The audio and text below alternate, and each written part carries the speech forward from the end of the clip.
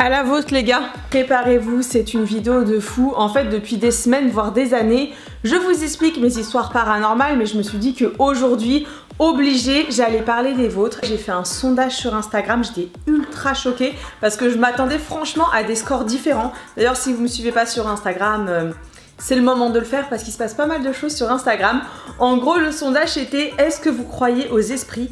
Vous avez été quand même 80% sur 80 000 personnes à me dire que oui, vous croyez aux esprits. Je m'attendais à un 60%, du coup je me dis que ça va, hein, vous m'avez pas vraiment pris pour une folle. Et ensuite la question c'était: vous est-il déjà arrivé une histoire paranormale? Et là vous m'avez répondu à 45% oui. Et juste avant ça, faut que je vous parle de quelque chose de très important qui m'a vraiment choquée. En gros vous êtes beaucoup à me dire: Amy, pourquoi t'as plus d'1 million d'abonnés et tu fais très peu de vues? Bah, je vais vous dire pourquoi. Et c'est un truc de malade. Vous savez que mon nombre de personnes qui ont la notification, c'est 5% sur le million. Donc mes petits warriors, est-ce que vous pouvez vérifier, 1, que vous êtes bien abonnés, et de 2, si la cloche elle est toujours activée, parce que là je suis super choquée, hein. Donc n'hésitez pas, voilà, à vérifier la petite cloche, et si jamais elle n'est pas activée, bah dis-le moi dans les commentaires, et puis bah active-la, comme ça je verrai que, tu vois, ça va rebooster. Je prends une grosse gorgée.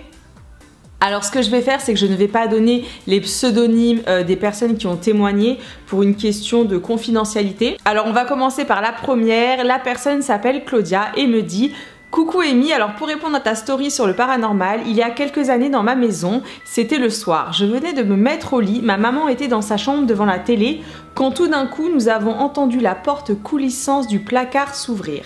Elle était vieille et grince beaucoup. Déjà là tu vois, t'imagines le truc, je suis déjà en flip. Je me suis demandé ce que ma mère faisait dans le bureau aussi tard et au même moment elle m'a demandé tout haut qu'est-ce que je faisais dans le bureau. Je lui réponds alors que je suis dans ma chambre et que je pensais que c'était elle qui était en train d'ouvrir la porte du placard.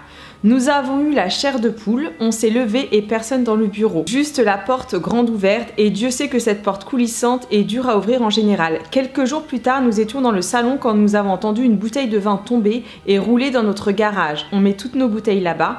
En allant voir la bouteille en question, elle était debout au milieu du garage alors que nous l'avons entendue rouler et qu'elle était rangée sur le côté. J'ai vraiment eu peur, depuis plus rien. Bah ça franchement, je suis sûre que c'est vrai. Alors vous me direz dans les commentaires déjà si vous avez eu vous aussi une histoire paranormale, parce que je pourrais faire une deuxième vidéo de ça, et surtout ce que vous pensez des histoires. Bah moi sincèrement, je vois pas comment on peut expliquer qu'on entend une porte s'ouvrir et qu'elle soit ouverte. C'est quelque chose qui, bah vous le savez, hein, m'est déjà arrivé plein de fois. Par contre l'histoire de la bouteille de vin, ça fait super flipper, parce que encore le placard on peut se dire oui c'était un vieux bâtiment, ça c'est ouvert, mais par contre la bouteille, comment vous pouvez expliquer que la bouteille était au centre de son garage? Ça je ne comprends pas. Deuxième histoire.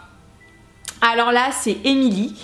Coucou, pour ta vidéo paranormale, quand j'étais enfant j'allais souvent en vacances chez mes grands-parents et je dormais dans leur chambre. Un soir j'ai vu apparaître des taches de sang au mur et ça s'est mis à couler.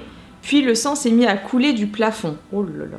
J'ai eu peur donc j'ai fermé les yeux. Non mais c'est ultra flippant. Et quand je les ai rouverts, plus rien. Alors je me suis endormie, mais même dans la nuit j'ai été réveillée par des bruits de chaînes qui venaient du grenier. Et quand les bruits de chaînes se sont arrêtés, ma cheville droite s'est mise à me démanger alors je me suis mise à me gratter sans m'arrêter. Jusqu'à ce que je me rende compte que des petits morceaux de peau se mettaient à s'arracher de ma cheville. Je me suis rendormie en me disant que j'étais folle, que ce n'était pas possible. Le lendemain matin, j'ai raconté tout ça à ma grand-mère qui m'a répondu dans le plus grand des calmes que c'était normal, qu'elle aussi avait vécu des choses étranges. Elle avait fait des recherches sur la maison et en fait, pendant la Seconde Guerre mondiale, des prisonniers juifs avaient été enfermés dans le grenier et attachés aux chevilles avec des chaînes avant d'être abattus. Ah mais c'est horrible. Après ça, je n'ai plus jamais dormi chez mes grands-parents et je refuse de monter seule à l'étage quand je suis chez eux. Oh my god. J'ai déjà entendu des histoires pareilles, je crois totalement Émilie. Ça c'est le truc mais trop horrible quoi. Vous me direz si une histoire pareille vous est déjà arrivée. Par contre je sais pas si Émilie le lendemain elle avait les traces ou pas sur son corps. Ça j'avoue je sais pas. Bon, bah si Émilie tu passes par là et que tu veux bien témoigner à commentaires découverts, bah n'hésite pas à nous dire si le lendemain t'avais des traces. Je suis en train de me gratter. Ça tu vois c'est le truc psychologique. Tu dis quelque chose, tu l'expliques, tu flippes, tu te grattes. C'est une catastrophe moi là-dessus. On va passer à la troisième histoire. Alors là c'est de Lucie. Alors cette année, car il y en a eu plein, mais cette année une expérience très étrange. Je dormais. D'un coup, je sens quelqu'un me souffler très fort sur le visage. Je me réveille d'un coup et là une ombre juste devant mon visage qui me regarde et 2 autres à la porte de la chambre qui me fixent. La porte ouverte avec de la lumière alors qu'à la base elle était fermée et dans le noir complet. Je me tourne, genre tout va bien, oui. Je me dis quand même regarde si c'est toujours là. Quand je regarde la chambre est fermée et plongée dans le noir. Plus personne à l'horizon. Le mois dernier je dormais et pareil, réveillée d'un coup par une voix d'homme qui m'a crié dans l'oreille « Tu dors ?» Après je me dis est-ce que là Lucie peut-être c'est pas une hallucination? Moi je sais qu'une fois, d'ailleurs c'est pas qu'une fois, j'ai plusieurs personnes qui m'ont dit ça, que genre qui dormaient et pendant leur sommeil genre ça leur tire les pieds et genre le corps, enfin genre ils sont descendus.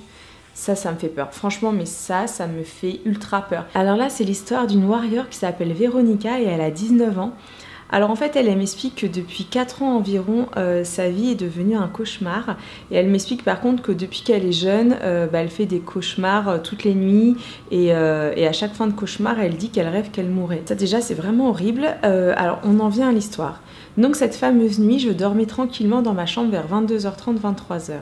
Mais je me réveille d'un coup aux alentours de 3h du matin avec une envie, mais terrible envie de boire tellement ma gorge était sèche. C'était la première fois que ça m'arrivait. C'est un truc de fou quand même. Hein. On est vraiment souvent réveillé vers 3h du matin. Moi, à chaque fois, je me réveille... En fait, mais j'avoue, c'est même pas 3h en fait. Souvent, moi, ça me réveille vers 2h58, 2h59. Je sais pas si c'est notre cerveau qui se programme parce que tout le monde dit que genre à 3h du matin ou si c'est réel en fait. À la fin... Comme j'essaye toujours de rationaliser, je me pose toujours la question en me disant est-ce que c'est pas moi en fait au final qui me fait, tu sais, comme un réveil, genre, enfin je sais pas. Vous me direz hein, dans les commentaires ce que vous en pensez. Donc pour revenir à Véronica, je suis allée boire et après je retourne dans ma chambre, puis en essayant de me rendormir tranquillement, je n'y arrivais pas, car des bruits et des chuchotements me gênaient pendant 15 longues minutes, mais je n'en prenais pas compte et je n'avais pas peur, mais il y a un moment où j'ai pu me rendormir. Sauf qu'une main derrière mon dos me soulève et je ne pouvais plus bouger, je ne pouvais plus parler ni crier, et j'avais les yeux grands ouverts. C'était horrible, mais le pire c'est que je voyais une ombre forme humaine juste devant moi et je sentais que c'était pas une énergie positive. Je ne sais pas combien de temps a duré cette paralysie, mais j'avais l'impression que ça a duré plus d'une demi-heure. Une fois reposée sur mon lit et que j'avais libre de mes mouvements, j'ai repensé à ce moment mais bizarrement sans avoir pris peur, mais j'avais tort, car une main encore me soulevait le dos 2 fois à la suite de cette même nuit et je retiens un très mauvais souvenir car la 3e paralysie, j'ai eu comme un flash de mes parents qui étaient bien plus heureux sans moi. Sachant que la solitude était ma plus grande peur, surtout si ma famille me laissait tomber. Mais c'est ultra horrible. Bref, cette nuit, c'était en gros l'élément déclencheur de tous les événements qui ont suivi, car au final, c'est comme si cette ombre était entrée en moi et me faisait voir toutes les horreurs d'un moment passé, car à chaque paralysie, je voyais une femme habillée de noir, les cheveux devant son visage, ou alors j'entendais des voix de femmes, mais c'était pas compréhensible, puis ça a fini par devenir physique car je faisais des crises où littéralement j'arrêtais de respirer, mais c'était comme si quelqu'un avait mis une main sur ma gorge, je le sentais alors j'essayais d'enlever cette main mais ce n'était pas réel, donc j'ai fini par aller aux urgences après avoir fait 2 crises pendant 2-3 heures. Mais c'est horrible là l'histoire de Véronica. J'avais complètement affaibli mes voies respiratoires, mes parents ont été complètement paniqués. Au final mon père a trouvé un bon hypnothérapeute et la première séance a duré quasiment 4 heures, tellement l'expérience était éprouvante, non seulement pour l'hypnotiseur mais aussi pour mes parents. J'avais fait de l'écriture automatique, je parlais sous une autre personnalité, mais en fait le fin mot de l'histoire c'est qu'il y avait bien une personnalité qui était entrée en moi car je ne faisais que parler de la mort et de l'injustice et que je me suis fait exécuter. En fait là je suis en train de vous raconter l'histoire, je l'avais pas lu hein, et je suis en train de flipper. Attendez, on va finir, on va dérocher ça après. Après cette séance, plus de cauchemars, plus de paralysés, ni même des bruits et des murmures sont réapparus et j'en ai été très soulagée car pendant 3 ans j'ai dû endurer en même temps ma vie perso et les cours, mais j'ai réussi par avoir mon bac et j'en suis très heureuse malgré les épreuves qui ont suivi. Voilà Amy, en tout cas j'adore tes vidéos, j'adore ta personne, ne change surtout pas. Je te fais un très gros bisou. Écoute Véronica, déjà merci pour ton témoignage si tu regardes la vidéo. Je sais pas ce que vous allez en penser, je trouve ça juste dingue. Donc là ça veut dire qu'en fait une âme, si on y croit bien sûr, s'était emparée donc de Véronica et qu'un hypnotiseur a pu la retirer.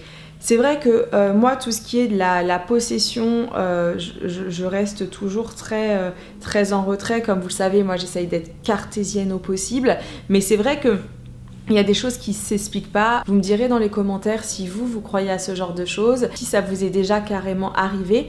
Par contre, je pensais pas qu'un hypnotiseur avait la possibilité d'aider. Moi, je sais que quand j'ai eu mes soucis dans mon ancien appart, ma tante m'avait dit d'aller voir un magnétiseur, mais pas un hypnotiseur.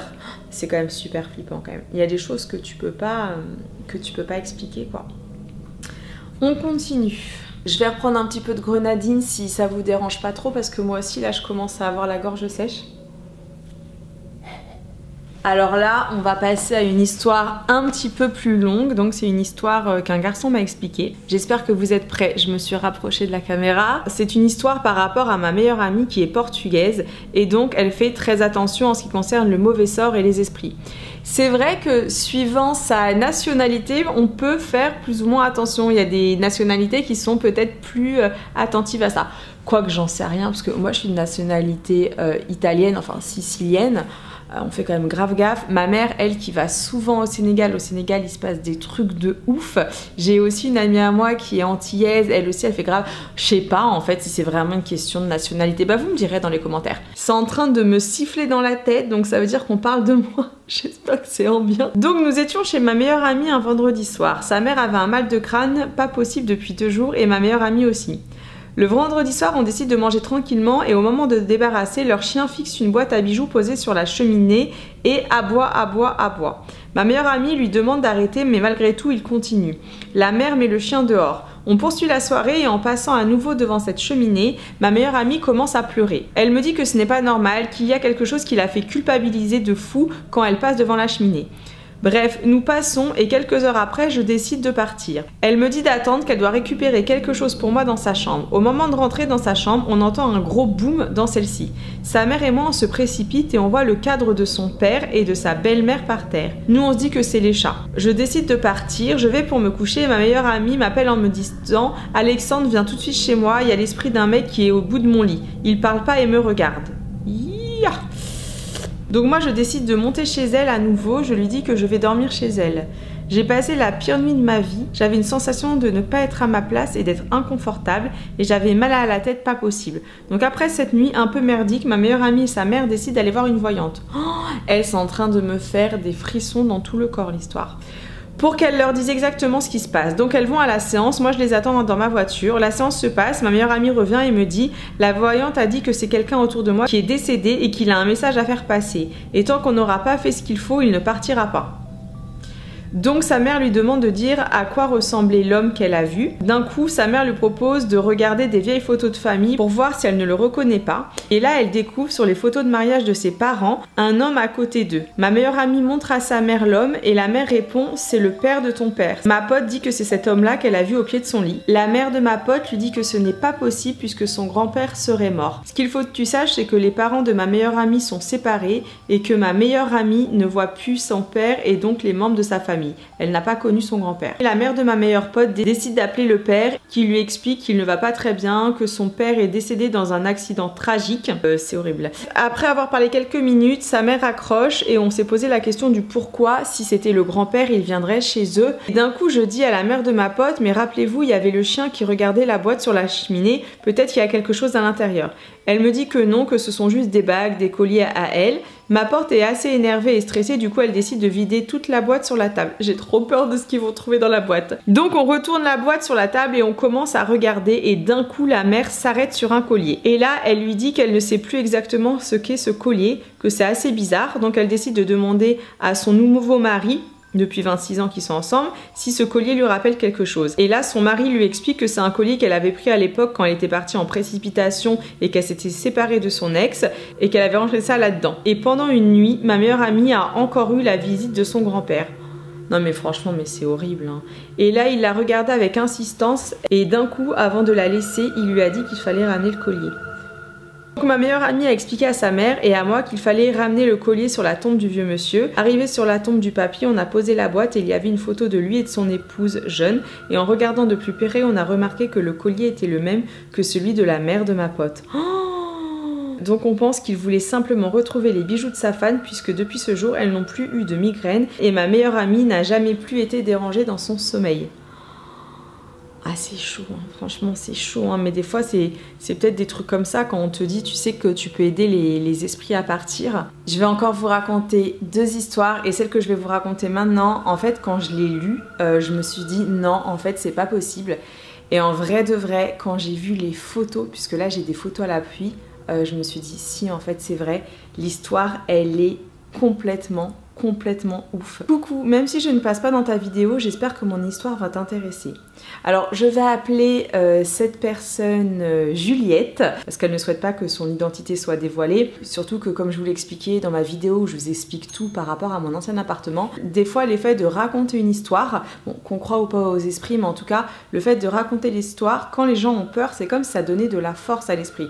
Donc là on fait pseudo-anonyme, donc Juliette, et merci à toi en tout cas de m'avoir donné ces photos et d'avoir témoigné, c'est ultra courageux. Alors tout a commencé il y a 2 ans. Nos couverts ont commencé à se tordre lorsque nous les mettions dans le lave-vaisselle. On ne s'en est pas plus inquiété que ça au début en pensant que le problème venait du lave-vaisselle en question. Mais l'hiver dernier, nous sommes devenus la vraie attraction de notre entourage. En effet, vers janvier-février, nos couverts se sont mis à se tordre dans nos mains ou nos bouches lorsque l'on mangeait. Peu après, des objets se sont mis à voler dans la maison. Ça a commencé par les pinces à linge qui se projetaient sur ma mère, puis les tableaux de notre salle de bain qui n'arrêtaient pas de tomber. On a donc dû par précaution décrocher les tableaux et ranger les pinces à linge. Mais dès que nous les avons posés dans un coin, le tableau s'est projeté par terre, tout comme les pinces à linge. Ça a duré à peu près 2 mois et nous avons eu réellement peur. Tout s'est arrêté cet été. Mais depuis fin septembre, les couverts recommencent à se tordre dans nos mains, ce qui ne présage rien de bon pour la suite.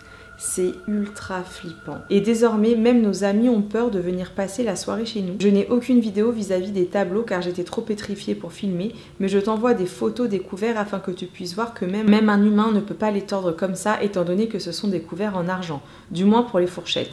De plus, tu verras à quel point ça peut être dangereux lorsque l'on mange et que ça se tord dans notre bouche. Voilà, c'est tout pour moi. Je sais que ça peut paraître dingue, mais sachant ton histoire, je suis sûre que tu ne me prendras pas pour une folle. Bisous. Alors je vais vous montrer les clichés tout de suite, et ça aussi je vais vous dire un truc, c'est que ça me touche énormément, que comme vous savez que moi avec mon histoire j'ai déjà du mal à l'admettre, vous me fassiez confiance, donc vraiment merci Juliette voilà, de m'avoir fait confiance. Alors là, la première photo, c'est juste un truc de fou, c'est ouf en fait, parce que ça, ce sont des fourchettes en argent. Je sais pas si vous avez des fourchettes en argent chez vous, mais c'est ultra chaud. Vu là comment elles sont tordues. Et là, la deuxième photo, mais franchement, les couteaux, ils sont coupés en 2. Genre, ils sont arrachés. Mais c'est ultra violent. Je vous fais apparaître la photo pareil, mais genre, je me dis, mais c'est dingue. Et en fait, ça se voit en plus, hein, que c'est ouf. Mais franchement, quand je vois les couverts, je me dis que vraiment, c'est terrifiant. Je sais pas, j'ai écrit du coup à Juliette et en gros elle m'a dit qu'elle allait m'avertir si ça recommençait. Donc voilà mes warriors, j'espère qu'en commentaire vous allez trouver vous une explication rationnelle, puisque je sais qu'il y a pas mal de personnes cartésiennes en commentaire qui essayent de trouver des solutions. Je vais finir par une dernière histoire, c'est toujours une histoire paranormale, mais c'est une histoire paranormale qui est finalement assez mignonnette. Donc là c'est Lolotte qui m'a expliqué son histoire. Coucou Amy, voilà mon histoire qui est plutôt inattendue que vraiment effrayante. Pour poser le contexte, j'ai perdu mon père le 3 mai 2020. Déjà toutes mes condoléances Lolotte. Je suis réceptive aux énergies déjà de base, mais le choc a été fin juin en pleine nuit et je ne suis pas frileuse. Une nuit, j'ai vécu ce que j'ai appelé une visite nocturne. Je dormais aux côtés de mon mari, lui étant frileux, caché avec le drap et un plaid, moi juste avec le drap. Et d'un coup, je me réveille avec des frissons et cette sensation d'être gelée entièrement. Par réflexe, je vérifie que je suis couverte et c'est le cas. Je touche mon mari, il est bouillant, bizarre, d'habitude c'est l'inverse, de là je sens que le froid augmente, je me sens tétanisée, car je sais que je ne rêve pas et qu'il se passe quelque chose. Les yeux toujours fermés, je sens qu'on s'assoit sur le bord de mon lit contre moi. Je sens le matelas se creuser sous un point et surtout, je sens ma cuisse se déformer, comme quand quelqu'un s'appuie contre vous. Je sens la pression monter, l'envie de pleurer car je sens que ce n'est pas mauvais, mais que je suis tellement surprise, triste, heureuse et effrayée que je ne sais plus quoi faire. Discrètement, je regarde mon réveil d'un œil et je vois que son intensité est moindre, mais qu'il est 2h56. J'ai le cœur qui s'emballe, je commence à hyperventiler tellement c'était intense. Je touche là où je sens que c'est assis et c'est là contre moi. Je sens le regard sur moi et d'un coup je sens une main gelée d'un froid de mort se poser sur mon épaule et j'entends « tout va bien ». Puis plus rien, fini.